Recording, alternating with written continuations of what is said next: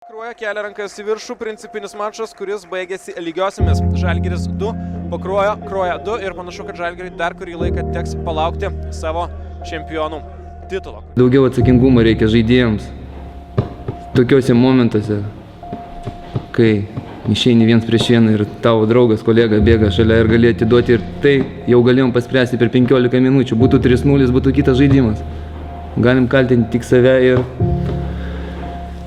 toliau kovoti, ieškoti, kaip laimėti sekančias rungtynes.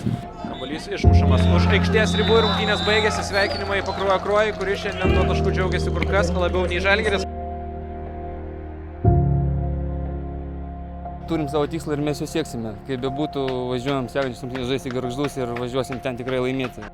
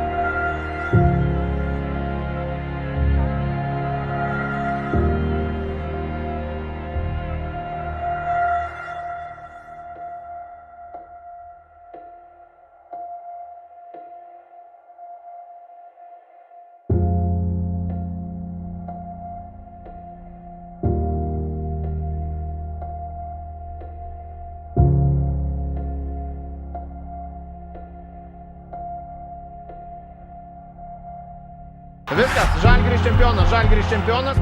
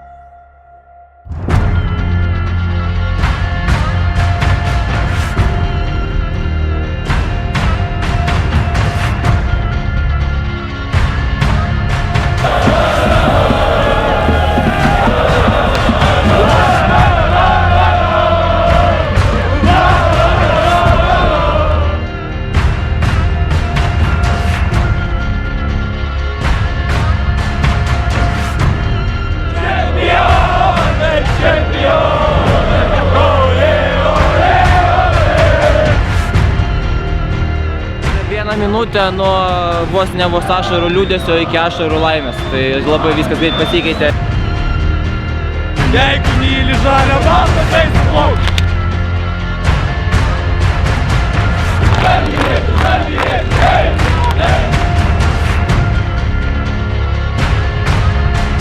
Didelis ačiū, tikrai labai didelis ačiū. Nors ir pralošėm, bet turbūt, kad tiek susirinko tas jų palaikymas ir lėmė, kad Gargžduose 1-1.